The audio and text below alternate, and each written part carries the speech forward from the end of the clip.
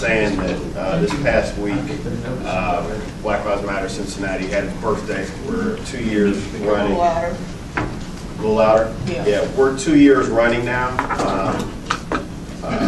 As of Tuesday, we've been organizing in the city to fight against police brutality, institutionalized racism, and it's an important mark. And this is actually 2 years running that we've been able to present some ideas to this forum for consideration and for debate and discussion. And as with all the other two forums that we had here, I always start by making the point that this should be an open debate and discussion. This should be a place where people can say and pose whatever questions that they have. There is nothing that's out of bounds.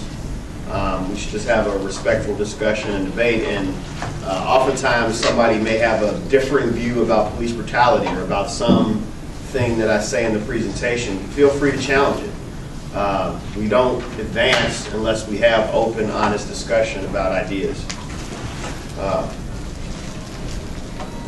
When we first came here to present to you, we said that Cincinnati is not the policing model it claimed to be, and that the same ingredients were in the pot as before that would lead to serious brutality and maybe even death.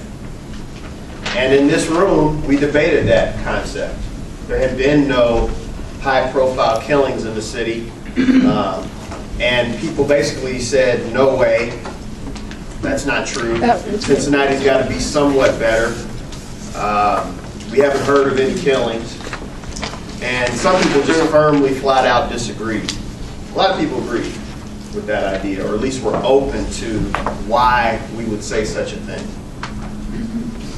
A year later or so, we had our next gathering here, at which point there had been multiple killings by police in Cincinnati in that short clip of time. Profiling and racism were involved in each of these cases. And we explained that institutionalized racism would make it very difficult to indict, let alone convict police, even here in the so-called national model, when they commit crimes, especially against humanity's most oppressed layers. We said that and we discussed that here. And there was disagreement on this as well, which is great, because history does absolve us. In each of these cases, when we explain about the institutional character of the police and about racism and about how the courts are set up and what the limitations are on them left to their own devices to bring justice, have all come into fruition in a very ugly but predictable way. Just to name a few of the individuals who were killed in this last period: Quandavier Hicks, Melvin Murray, Paul Gaston, Sam Dubose, Gerari Porter. If you go a little bit north of us, you've got Henry Green, Tyree King. The only indictment was for Ray Tenzing in the Sam Dubose killing. It's not a coincidence that the largest actions that took place around one of these killings was the same circumstance where an indictment came down. We're made to believe that the public pressure that we're able to generate has no connection to what happens in the courtroom. We're told that time and time again, both by judges, by, in this case, even the prosecution that was supposed to be trying Ray Tenzing, and we're inundated with this idea. We're also taught that somehow justice can be brought in these cases if we just let the process work. We've seen the results of that over and over again over the last 2 years. A jury could not find Tenzing guilty, even with video, even though he lied in his report and on the stand.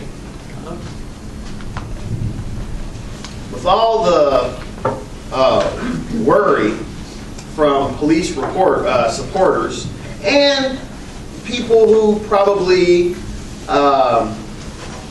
have a view that democracy and the court system works on some level, even if flawed. From all these people, you have the notion that Ray Tenzing couldn't get a fair trial because of opposition to, or because of people believing that what they saw was indeed murder. But the fact of the matter is all you need on a jury is one person who is a cop supporter who does exactly what they claim anti-police brutality supporters would do. All you need is one person who says cops have the leeway and should have the leeway and deserve leeway to kill someone in cold blood in an immobile car. All you need is one person like that, and you've got a hung jury in the state of Ohio. That's what institutionalized racism is.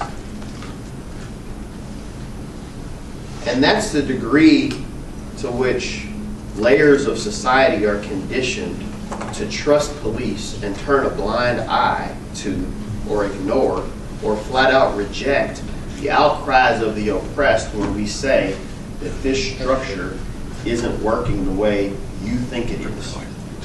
And that this structure is working in such a way to undermine and criminalize people of color.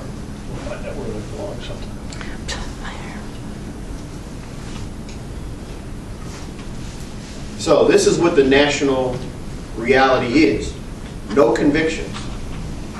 No convictions. No convictions. If there's one trial that happens and there's a not guilty verdict, or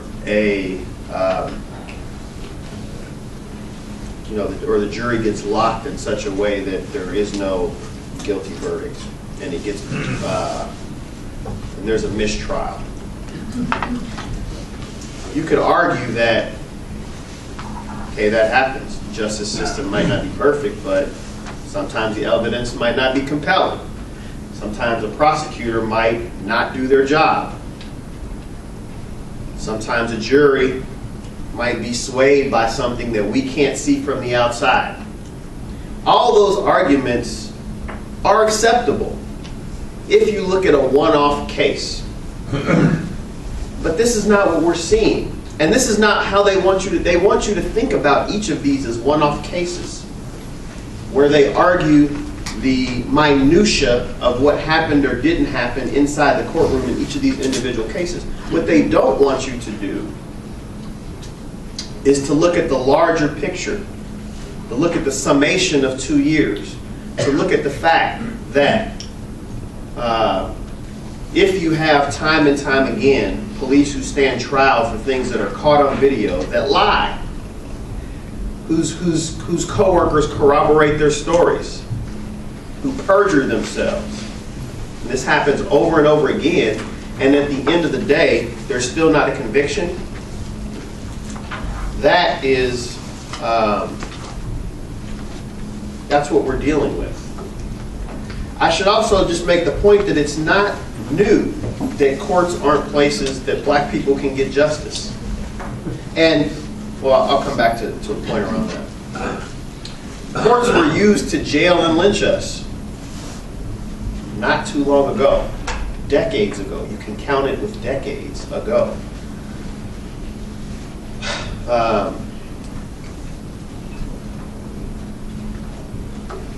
And that's what's happening now. And when you're in the moment, sometimes it's hard to see this. probably many in the room do see this on some level or another, but I'm talking about the broader nation. You don't necessarily see it. You have to look back sometimes. So as we're marching forward through history, in some ways the only way to be able to understand what's happening is to kind of walk backwards so that you can see what's actually has happened, so that you can chart your way forward. And that's what happens if you take what the last 2 years has meant in the realm of police brutality and charges they do or do not receive. The cops, meaning, they do or do not receive.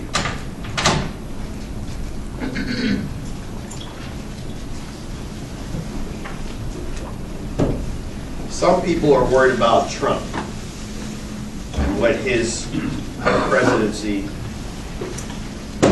may represent going forward. But keep in the back of your head that all these attacks have happened under an Obama administration. Some people are pro-choice. I personally am. And people are worried about what will happen with that under a Trump administration. Well, look at the erosion that has taken place in the last 8 years. The attack hasn't stopped when Democrats get in the office. It's a steady move against these rights that happen under every administration. The difference is when you have a Democratic administration, it's all hidden.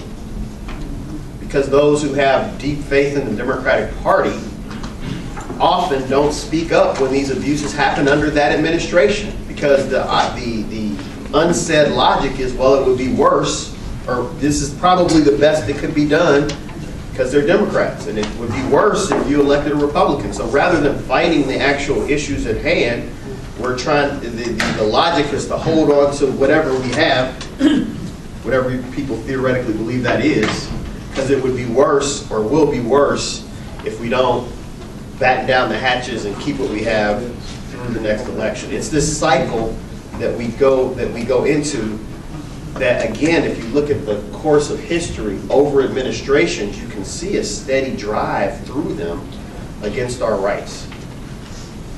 One of the hardest things to be able to see.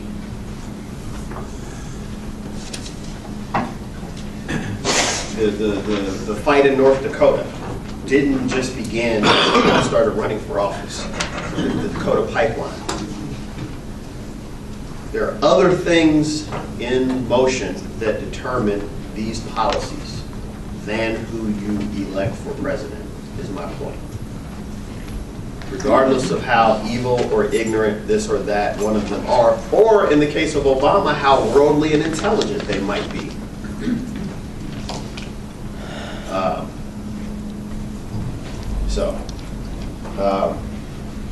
So I think we should talk about these things. I'm just throwing that out there to talk about. I'm not going to go in depth now. I think as we discuss things that people are interested in, we can delve more into.